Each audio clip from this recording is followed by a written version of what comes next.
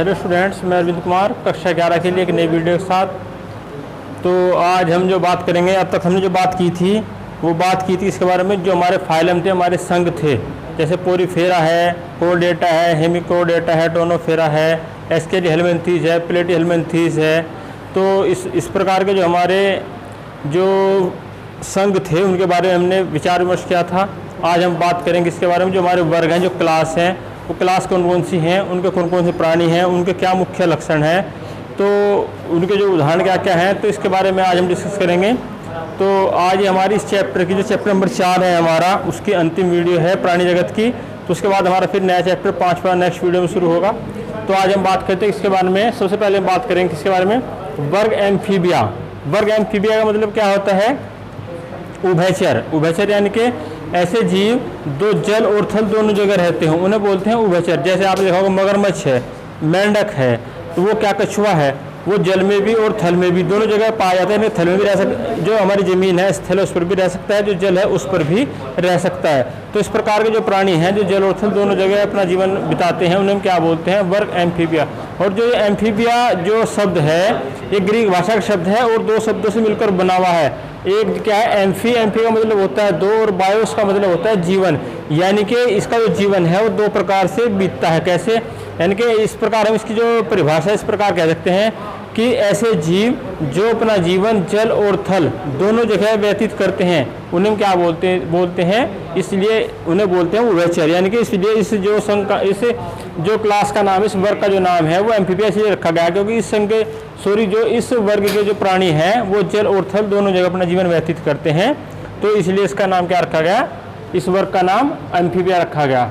जो वर्ग के प्राणी होते हैं उनके शरीर पर ना तो शल्क होते हैं, ना बाल होते हैं और ना ही पंख होते हैं।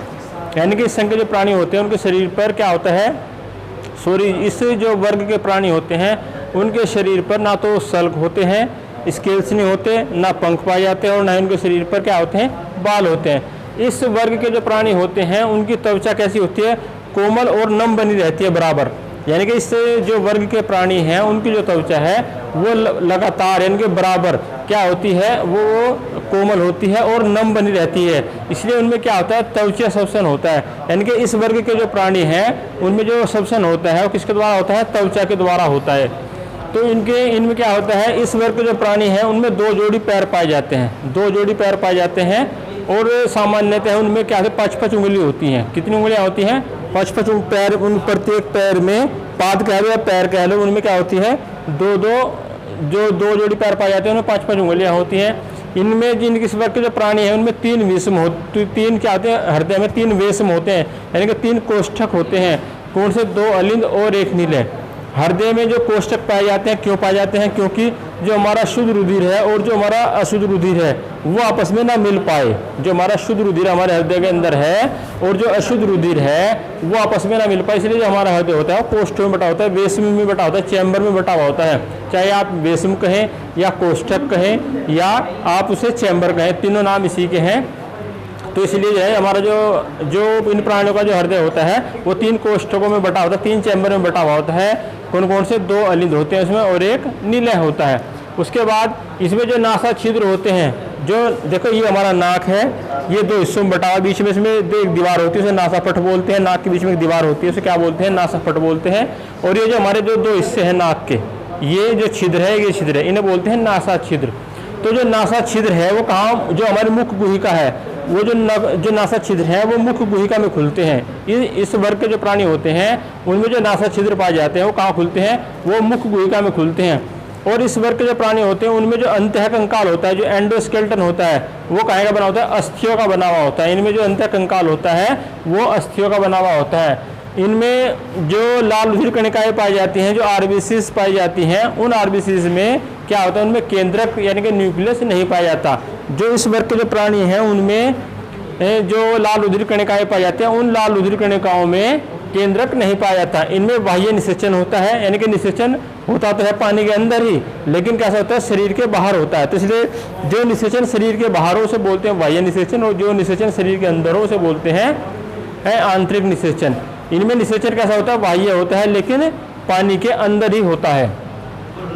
उसके बाद इनमें जो परिवर्धन के समय इनके समय इसमें विकास होता है, परिवर्धन होता है, तो परिवर्धन के समय इसमें एक लार्वा अवस्था पाई जाती है जिसे हम क्या बोलते हैं, टैडपोल लार्वा। इनमें एक लार्वा बनता है, परिवर्धन की अवस्था में एक लार्वा बनता है जिसे हम क्या बोलते हैं, टैडपोल लार्वा। जो मेंढक है, जो टोड है, वो उसके एग्जाम्पल है। देखिए मेंढक क्या है, टोड क्या है। मेंढक देखिए, मेंढक तो आपने सामान्य रूप से देखा होगा सिलेटी कलर का होता है, और टोड आपने बरसात के दिनों में बड़े बड़े मेंढक देखे होंगे जिनका रंग जो हरे रंग के होते हैं, वो क्या होते हैं, वो होते हैं टोड। तो मेंढक और टोड ये होते हैं, अलग अलग होते हैं। कभी आप मेंढक को टोड बताओ, बरसात के दिनों जो बड़े बड़े हरे रंग के जो मेंढक निकलते हैं वो टोड होते हैं। और जो सामान्य रूप से आप घरों में देखते हैं, बाहर आंगन में देखते हैं, खेतों में देखते हैं, वो क्या होते हैं, मेंढक होते हैं।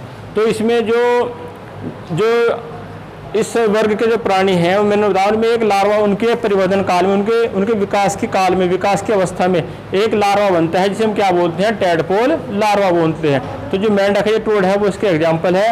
अब बात करते हैं दूसरे वर्ग की, जो वर्ग है रेप्टिलिया। रेप्टिलिया इसका रेप्टिलिया नाम क्यों पड़ा, क्योंकि इस वर्ग के जो प्राणी होते हैं वो रेंग कर चलते हैं, इसलिए इस वर्ग का नाम इन्होंने क्या रख दिया, रेप्टिलिया। तो इस वर्ग के जो प्राणी होते हैं वो कैसे होते हैं, सामान्य रूप से क्या होते हैं, स्थलवासी होते हैं, स्थल पर पाए जाते हैं। लेकिन कुछ इस वर्ग के जो प्राणी होते हैं वो जल में भी पाए जाते हैं, इनके जलवासी भी होते हैं। मुख्य रूप से कहाँ पाए जाएंगे, स्थल पर, जमीन पर।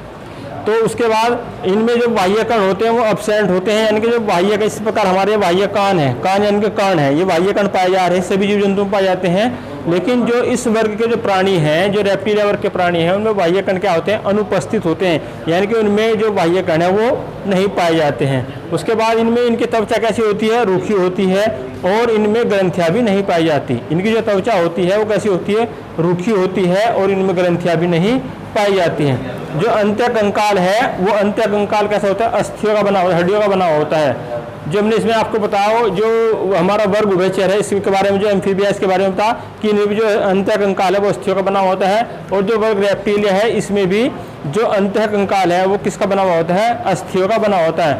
इनके हृदय में कितने वेशम होते हैं, 3 वेशम होते हैं, 2 अलिंद और 1 नीलय। इसके इनके हृदय में 3 वेशम बताए थे हमने कि इनमें 3 वेशम पाए जाते हैं। और इसमें भी इनके जो हृदय, इनका जो हृदय होता है उसमें क्या होता है, 3 वेशम पाए जाते हैं, 3 कोष्ठक पाए जाते हैं, 2 अलिंद और 1 नीलय।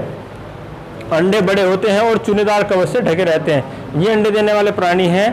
तो इनमें जो इनके जो अंडे होते हैं वो कैसे होते हैं, वो बड़े होते हैं और चुनेदार कवच से ढके रहते हैं। इनमें कोई भी लार्वा अवस्था नहीं पाई जाती। इस प्रकार हमने ऊपर बताया आपको एम्फीबिया वर्ग में कि जो एम्फीबिया वर्ग के जो प्राणी होते हैं उनमें एक लार्वा अवस्था पाई जाती है, इसमें उनका विकास होता है, तो उसमें एक लार्वा अवस्था पाई जाती है, क्या बोलते हैं, टैडपोल लार्वा। लेकिन जो वर्ग रेप्टिलिया के प्राणी हैं उनमें कोई भी लार्वा नहीं बनता, यानी कि उनमें कोई भी लार्वा अवस्था नहीं पाई जाती। जैसे सांप है, अजगर है, छिपकली है, और आपका मगरमच्छ है, कछुआ है, ये सब क्या है, ये है वर्ग रेप्टिलिया के प्राणी, क्योंकि ये रेंग कर चलते हैं जमीन पर। ये कैसे चलते हैं, रेंग कर चलते हैं, इसलिए इसका नाम इन्होंने क्या रखा, वर्ग रेप्टिलिया। उसके बाद नंबर 3 पर बात करते हैं वर्ग एविस के, जो पक्षी वर्ग है उसके बारे में। देखिए, जो इस वर्ग के जो प्राणी होते हैं वो नियत तापी होते हैं। नियत तापी अर्थात इनके शरीर का जो ताप होता है वो बाहरी वातावरण के ताप परिवर्तन के साथ नहीं बदलता, इसीलिए हम क्या बोलते हैं, नियत तापी। नियत तापी का मतलब इनके शरीर का जो ताप होता है वो बाहरी वातावरण के ताप परिवर्तन के साथ नहीं बदलता। इस प्रकार बाहरी वातावरण का ताप बदलता है तो उसी के साथ इनके जो शरीर का ताप है वो नहीं बदलता, इसलिए हम क्या बोलते हैं, नियत तापी जंतु बोलते हैं। उसके बाद ये हवा में क्या करते हैं, हवा में उड़ते हैं और ज़मीन पर तेज़ी से चलते हैं। ये दोनों काम करते हैं, ये हवा में भी उड़ते हैं और ज़मीन पर भी क्या करते हैं, तेज़ी से चलते हैं। इनका जो शरीर है वो 3 भागों में बटा हुआ होता है। शरीर काय में बटा होता है, 3 भागों में बटा होता है, सिर, गर्दन और धड़। जो ये पक्षी वर्ग के जो प्राणी हैं उनका जो शरीर होता है वो 3 भागों में बटा हुआ होता है। नंबर 1 सिर, नंबर 2 गर्दन और नंबर 3 धड़। उसके बाद इनका जो हृदय होता है उसमें 4 कोष्ठक पाए जाते हैं, 2 अलिंद और 2 नीलय।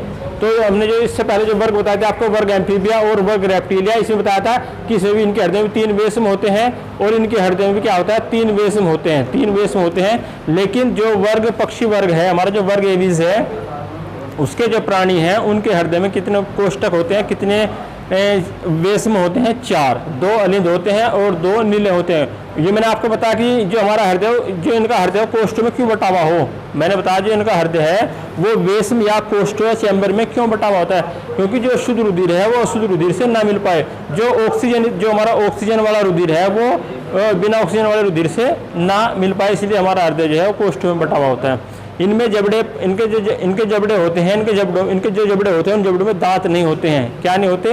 जो जबड़े होते हैं जबड़ों में दांत नहीं होते हैं। और उनकी जो उंगलियां होती हैं उनमें उंगलियां नखरयुक्त होती हैं। इनकी उंगलियों के ऊपर नाखून पाए जाते हैं, नखर।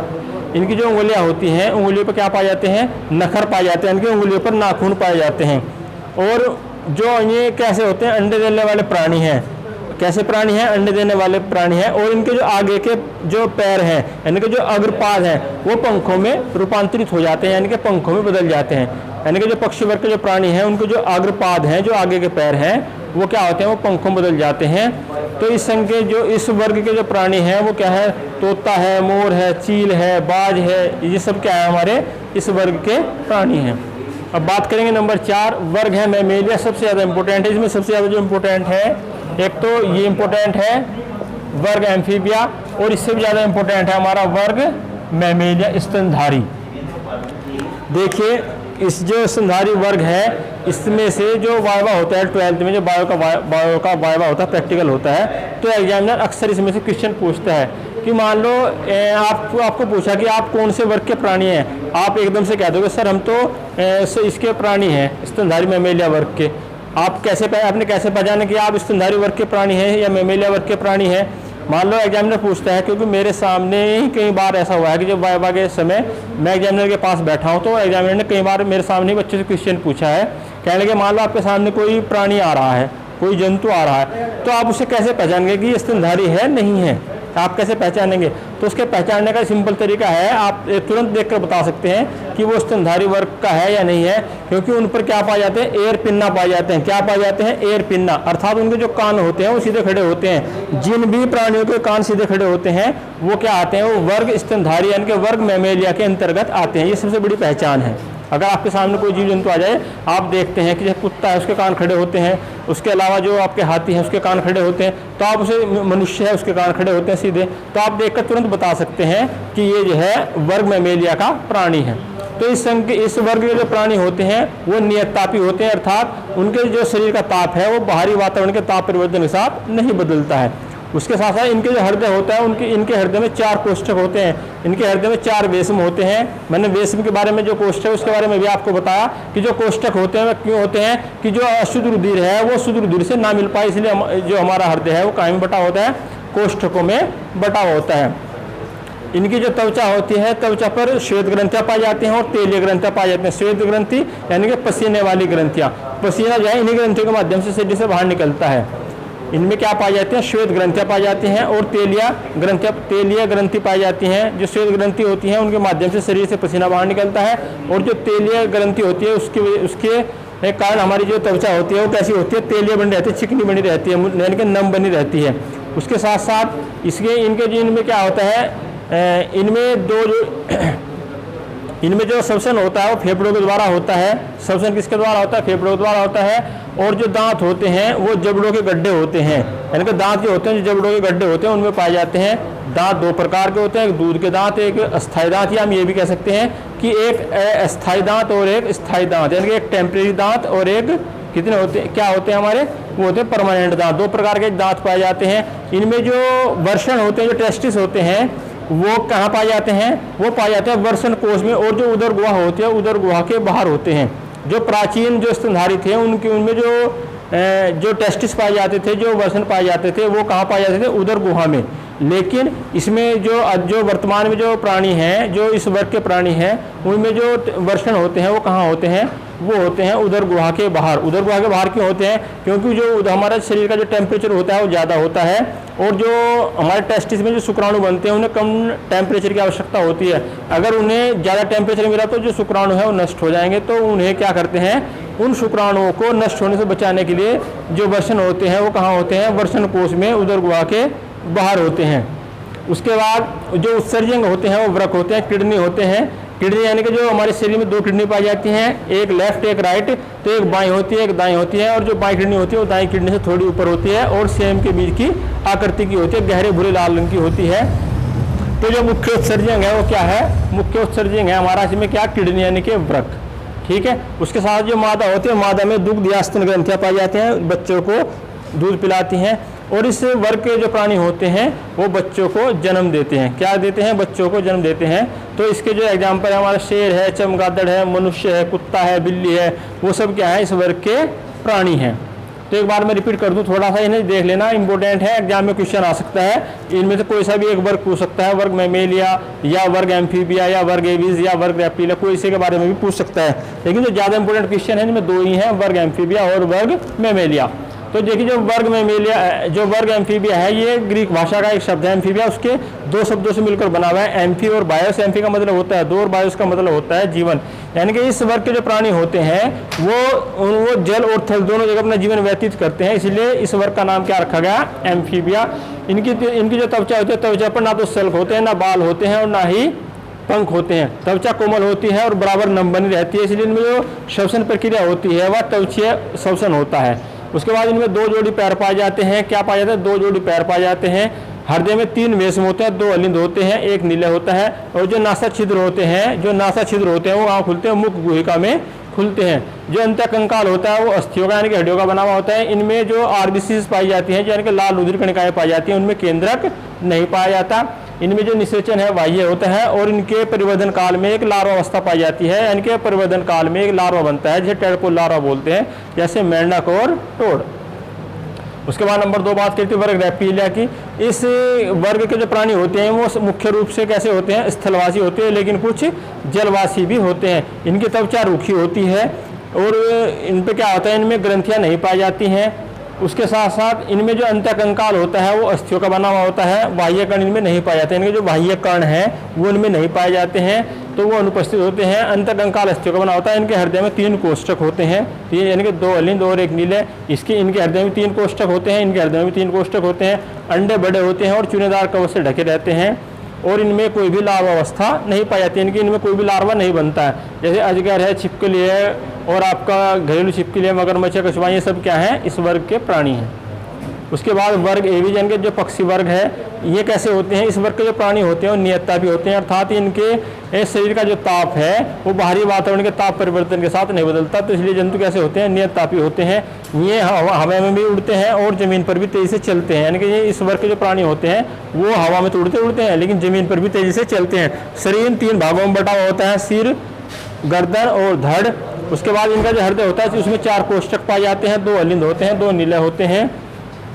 जबड़ों में दांत, दांत होते हैं वो जबड़ों में दांत नहीं पाए जाते हैं। इनके जबड़े तो होते हैं लेकिन उनमें क्या होता है? दांत नहीं पाए जाते हैं। इनकी जो उंगलियां होती हैं वो नखर युक्त होती हैं, इनकी उंगलियों पर नाखून पाए जाते हैं। अंडे देने वाले प्राणी हैं। और जो इनके अग्रपाद हैं, इनके जो आगे के पैर हैं वो कहाँ? वो पंखों में रूपांतरित हो जाते हैं, पंखों में बदल जाते हैं, जैसे तोता, मोर, चील, बाज आदि, ये सब क्या इसके उदाहरण है। और लास्ट है हमारा वर्ग मैमेलिया, स्तनधारी।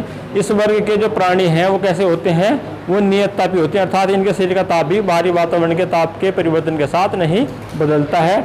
उसके बाद इनकी जो त्वचा होती है, त्वचा में श्वेत ग्रंथियाँ पाई जाती हैं, तेलीय ग्रंथियाँ पाई जाती हैं। श्वेत ग्रंथियाँ कौन सी होती हैं? जिनसे पसीना बाहर निकलता है। तेलीय ग्रंथि कौन सी होती है? जिनसे तेल बाहर निकलता है। अर्थात हमारी त्वचा, आपने कभी सुबह को जब आप उठते हैं तो यहाँ ऊपर आप ऐसे हाथ फेर कर देखिए तो आपकी त्वचा आपको कैसी चिकनी दिखाई देगी, आपका जो नाक है वो चिकना दिखाई देगा, क्योंकि जो हमारे शरीर में जो तेलीय ग्रंथियाँ हैं उनसे क्या निकलता है? हल्का हल्का तेल निकलता है, इसलिए हमारी त्वचा जो है वो कैसी होती है? वो तेलीय नजर आती है।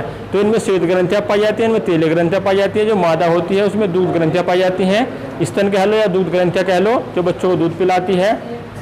उसके साथ साथ इनमें जो पैर पाए जाते हैं वो पैर चलने के लिए, दौड़ने के लिए, किसी भी शाखा को, डाल को पकड़ने के लिए वो क्या करते हैं? वो काम में आते हैं। श्वसन फेफड़ों द्वारा होता है। इनमें जो स्थलीय, क्योंकि ये कैसे होते हैं? स्थलीय प्राणी होते हैं, तो इनमें क्या होता है? जो श्वसन होता है वो फेफड़ों के द्वारा होता है। और जो मुख्य उत्सर्जी अंग है वो क्या होता है? वो किडनी होता है। किडनी यानी कि वृक, जो सेम के बीज की आकृति है, गहरे भूरे लाल रंग का होता है। 2 किडनी होती हैं, एक दाएं एक बाएं। जो बाएं किडनी होती है थोड़ी ऊपर होती है।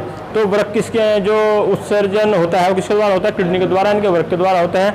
जो प्राचीन जो स्तनधारी थे उनमें जो वर्षण थे वो कहाँ थे? वो उदर गुहा में स्थित होते थे। लेकिन जो अधिकांश, जो वर्तमान में जो क्या है, जो स्तनधारी हैं उनमें जो वर्षण है वो वर्षण कोष में, यानी कि उदर गुहा के बाहर, और उदर गुहा के बाहर कहाँ में होते हैं? वर्षण कोष में स्थित होते हैं। वर्षण कोष में स्थित होने का कारण क्या है? इनका शरीर उदर गुहा के बाहर, क्योंकि ये शरीर के उच्च ताप से बच जाते हैं। शरीर में, हमारे शरीर का टेम्परेचर ज़्यादा होता है, तो उस ज़्यादा तापमान से बचने के लिए जो उदर गुहा के बाहर ही हमारे जो टेस्टिस होते हैं, जो वर्षण होते हैं वो उदर गुहा के बाहर इसलिए होते हैं।